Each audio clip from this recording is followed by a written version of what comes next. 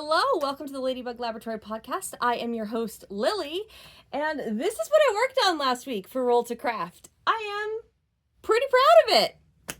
So I rolled a 25, which was Deep Hibernation Sewing Project. So I brought out this, which was from 2021, and it's a project where it's kind of hard to tell, but essentially the way that this works is you cut strips of fabric the length of the width of fabric, right? So typically that's between 40 and 44 inches.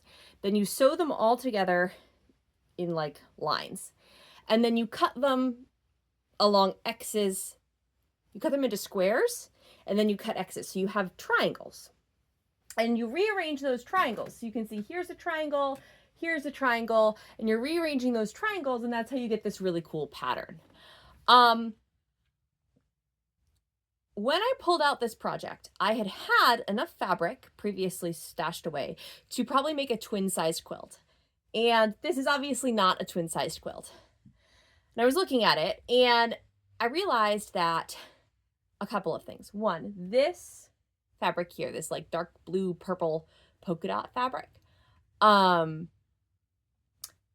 it wasn't quite long enough. The width of fabric was shorter than all of the others, and it didn't quite hit the requirements. So the very last square that I cut out, I had to replace sections of it in every block. So this is how many blocks I had in my bag already. Not all of them were finished. Some of them were still in the triangle form. So you can see there's like a triangle here, and then another triangle here. So you put two triangles together to make a square, and then you put 4 squares together to make a block. And in total, this is 12 blocks, 3 by 3.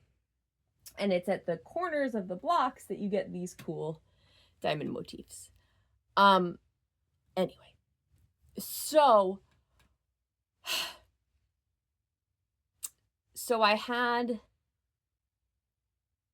I think I had 9 blocks done, and then I had the pieces, the triangles, for the rest of the 12 blocks. And so I thought, like, okay, well, a strip makes 4 blocks, I think.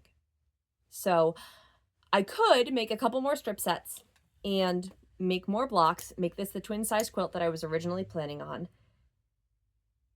But I have a couple twin-size quilts that I've made for myself. I have a couple other twin-size quilts that I'm working on, and I don't really need more. And if I do that, I'm going to have to go back and replace chunks from one block set in each of those strip sets. And I do need lap size quilts. And I kind of just want an easy win. So that's what I did. So I finished up the 12 blocks that I had the pieces for, replaced the pieces that I needed to replace, and put them together like this. There's a bunch of different ways you can put together pieces like this. This is called a hidden wells pattern, if you're ever looking for one. They're really fun to make because they're deceptively easy. And yeah, this is it. This is what I've got. It's a little bit smaller than I would like, so I'm probably going to put a stopping border, which is just like a plain colored border, maybe like this dark green.